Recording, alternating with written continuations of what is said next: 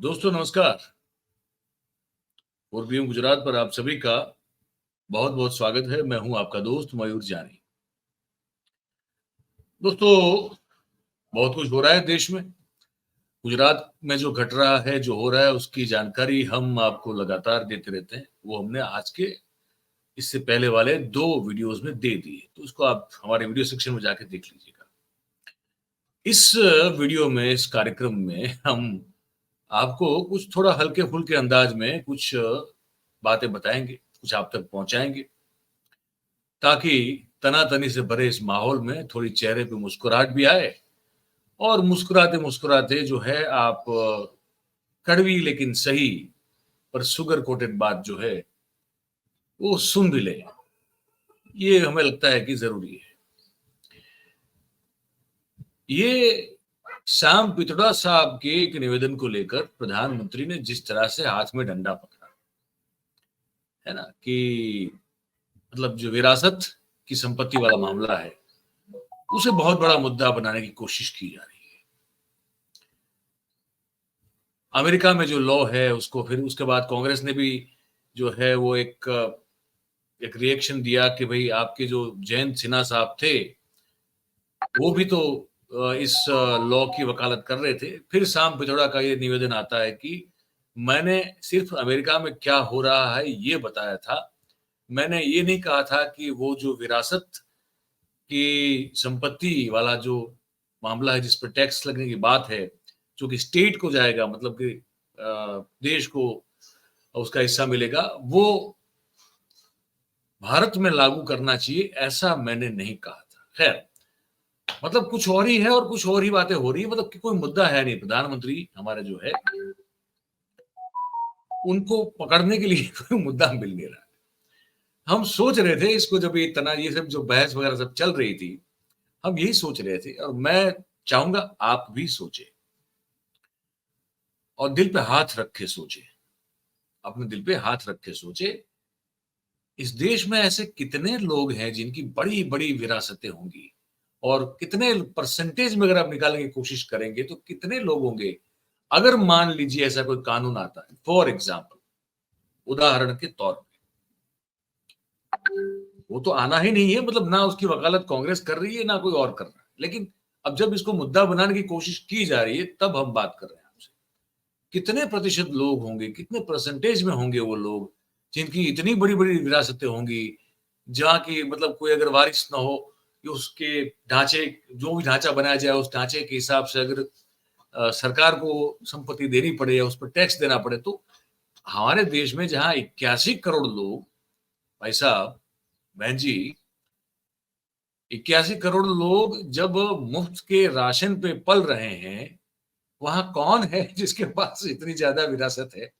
कौन कर रहा है विरासत पर लगने वाले सब टैक्स की, और ये राज्य पर उसका, राज्य का उस पर अधिकार वाली सब चिंता कौन करेगा?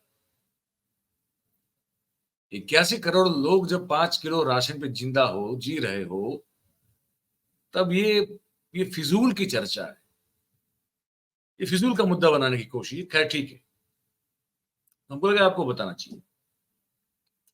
हमारे दोस्त हैं भगत राम, और भगत राम जो कि बड़े परम भक्त हैं प्रधानमंत्री मोदी साहब के, तो बड़े बेचारे दुखी हुए जो पहले चरण का चुनाव हुआ 102 सीटों पर, बड़े दुखी हुए। अब क्योंकि 26 तारीख को दूसरे चरण का चुनाव है, तो उनको लगा कि देश के मतदाताओं को जहां जहां कल चुनाव है वहां जो वोट डालने जा रहे हैं सभी को एक एक विनम्र विनती, एक अपील करना जो है एक अंधभक्त की हैसियत से उनकी जिम्मेदारी बन जाती है।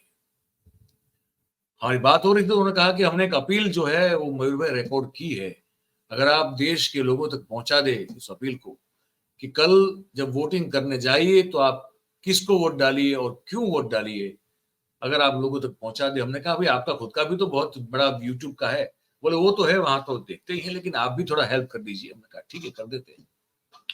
तो वो अपील जो है, क्योंकि भगत राम साहब का यूट्यूब भी बहुत अच्छा चलता है, उनका ट्विटर भी अच्छा चलता है, कहा कि थोड़ा हाथ बटाइए भाई, थोड़ा अच्छा काम करना है, देश के लोगों को सही समझ देनी है, उसमें आप थोड़ा हमारा हाथ बटाइए। तो हमने कहा ये तो भला भलाई का काम है, इसमें मना नहीं कर सकते। तो एक अपील की है भगत राम साहब ने देश के लोगों को, जब 26 को चुनाव है, तो अगर कल वोट देने जाएं, उससे पहले ये जो भगत राम जी कुछ अपील कर रहे हैं, उसको जरा आप उसको ठीक से सुने, देखें, उस पर सोच विचार करें और उसके बाद वोट डालिए।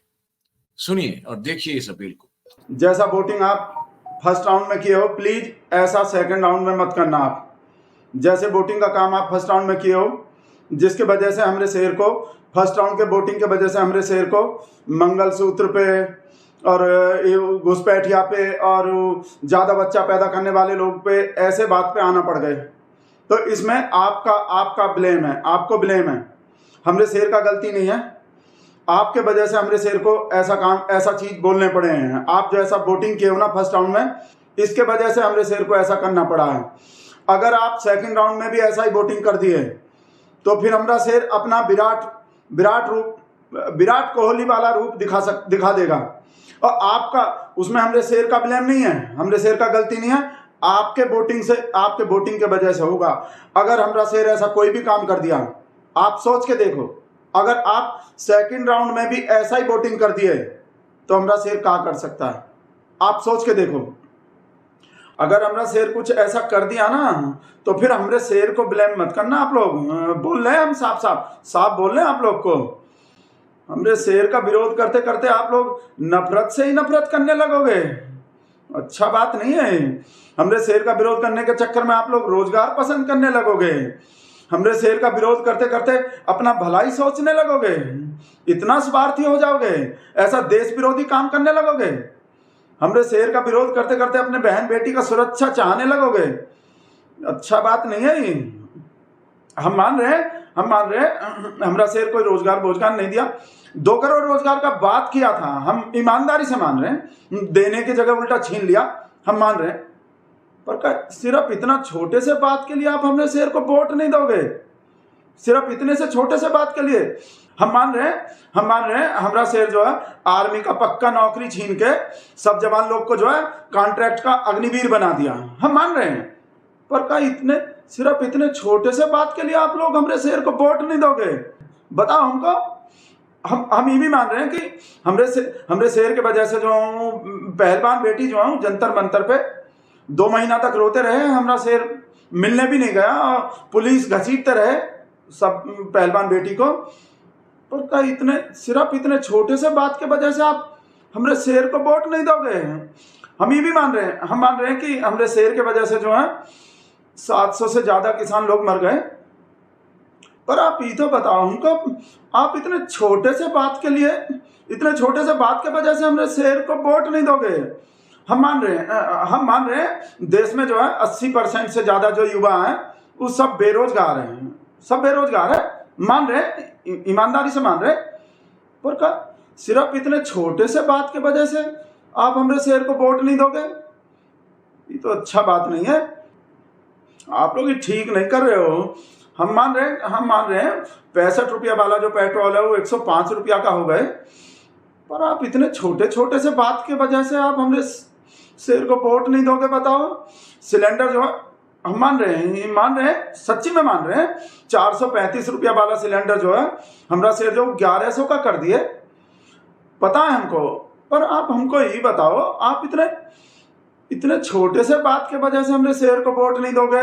70 रुपया वाला जो तेल है, 70-75 रुपया वाला जो सरसों के तेल रहे वो 200-250 रुपया का हो गए। और आप इतने छोटे से बात के वजह से हमारे शहर को वोट नहीं दोगे।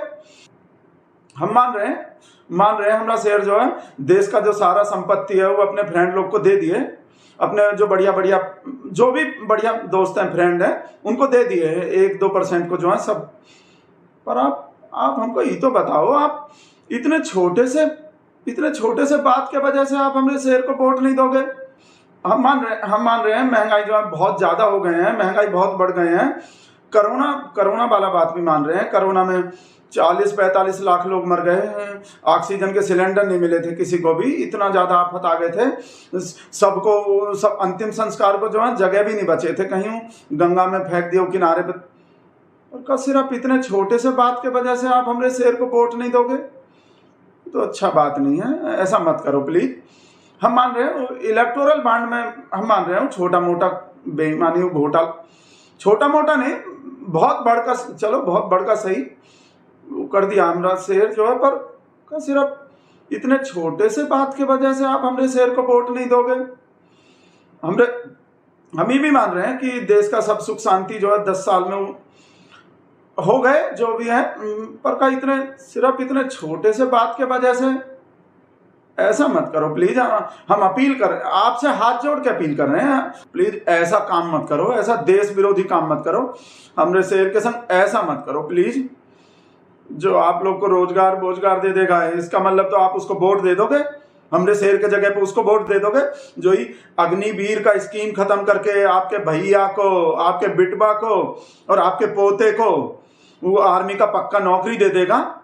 आप लोग इसके लालच में उसको वोट दे दोगे। जो सब किसान लोग को एमएसपी दे देगा, आप सिर्फ इतने में ही उसको वोट दे दोगे। जो सब बेरोजगार लोग को, जो पढ़ा लिखा सब बेरोजगार है, उसको हर साल 1 लाख रुपया दे देगा, आप 1 लाख रुपया के लालच में उसको वोट दे दोगे। आप लोग ही ठीक नहीं कर रहे हो, हम बता रहे हैं।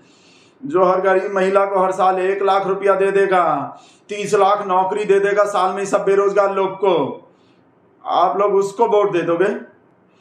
आपसे हाथ जोड़ के रिक्वेस्ट कर रहे हैं, ऐसा लालची मत बनो, इतना स्वार्थी मत बनो, हमरे शेर के संग ऐसा मत करो प्लीज। सेकंड राउंड के वोटिंग में फर्स्ट राउंड के वोटिंग जैसा काम मत करो। हाथ जोड़ रहे हैं हम आपको। भारत माता की, भारत माता की जय श्री राम, जय श्री राम, जय हिंद। यही है, बस छोटी छोटी गलतियां हैं और क्या है। ये जो भगत राम साहब हमारे जो दोस्त थे उन्होंने गिनवाई है, ये छोटी मोटी गलतियां हैं। इसमें वो बेचारे कह रहे हैं कि आप वोट नहीं करोगे तो कैसे चलेगा, माफ कर दो। ये भक्तजनों का यही कहना है ना। एक मैं किस्सा देख रहा था, उत्तर प्रदेश के किसी इलाके का वो किस्सा था कि एक चाय की टपरी वाला था, वो कोई पत्रकार जो था उनका इंटरव्यू कर रहा था। कोई यूट्यूब चैनल से ही कोई भाई साहब थे, कोई हमारे बिरादरी के थे, और वो चाय की जो टपरी थी उनको पूछ रहे थे कि भाई साहब क्या हालचाल, सब ठीक है? तो कहा हाँ हाँ सब ठीक है, और कुछ पूछे उसके बगैर उसने कह दिया कि सब ठीक है और अब की बार 400 पार। तो वो जो पत्रकार महाशय थे उन्होंने पूछा कि मैं आता हूँ, वहां आता हूँ, लेकिन मैं पहले तो ये पूछना चाहता हूँ कि भाई कारोबार कैसा चलता है आपका? चाय का जो टपरी है ये आपका कैसा चल रहा है, धंधा पानी सब ठीक? तो चाय की टपरी वाले भाई जो है वो कह रहे हैं कि अरे कहाँ ठीक साहब, हमारे परदादा के समय से जो है हम चाय बेच रहे हैं, पर अब मुसीबत में है, क्या करें? तो बोले अच्छा परदादा भी यहीं खड़े होकर चाय बेचते थे? तो बोले ना ना, वो तो सामने जो दुकान दिख रही है आपको, उस दुकान हमारी थी, और उसमें हमारे परदादा भी चाय नाश्ता वगैरह बेचा करते थे, हमारे ताऊ जी भी थे, हमारे पिताजी भी थे, दादाजी भी थे, और हम भी वहीं बैठ के जो है वो चाय नाश्ता बेचा करते थे।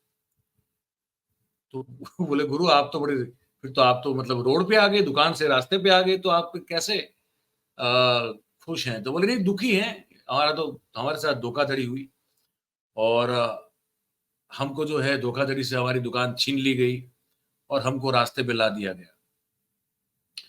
तो पत्रकार ने पूछा, और ये सत्य घटना है, मैंने ये एक्स पर पोस्ट देखी है, मैं कोई बड़ी कोई कहानी नहीं सुना रहा हूँ आपको, वो पोस्ट देखी मैंने एक कोई एक्स पर ही थी, अभी भी कुछ समय पहले देखी मैंने। तो वो पत्रकार भी अचंभित था, उसने कहा कि तो क्या मतलब कोई किसी पार्टी से बिलोंग करते हैं? तो हाँ बोले मैं भाजपा से हूँ।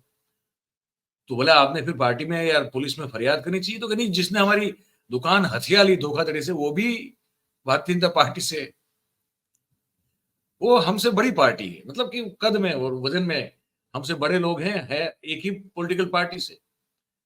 तो अब वो क्या करें, तो इस रास्ते में आ गए। तो बोले अब ये कब की बात है? तो बोले अभी 1 आध महीना हुआ होगा मुश्किल से, हम रास्ते पे आ गए, दुकान हमारी चली गई। तो फिर वो पत्रकार ने पूछा कि तो फिर अब जब आपकी बात आपकी पॉलिटिकल पार्टी भी नहीं सुनती, आपकी सरकार भी नहीं सुन रही, ना पुलिस सुन रही है, तो आपको दुख नहीं होता है? तो बोले हाँ दुख तो होता है, लेकिन अब की बार 400 पार। भगत राम जी का ये कटाक्ष जो है, ये जो व्यंग, ये कटाक्ष जो आपने सुना, देखा, वो ऐसे भक्तों को समर्पित है जिसकी मैंने अभी बात कही। दुकान से रास्ते पे आ गई, लेकिन अब की बार 400 पार। तो मुबारक हो ऐसे भक्तों को। और ये वीडियो जो है, ये मैंने जो भगत राम जी का आपके लिए रखा है, अभी दिखाया, सुना, इससे आगे हम क्या कहें अभी।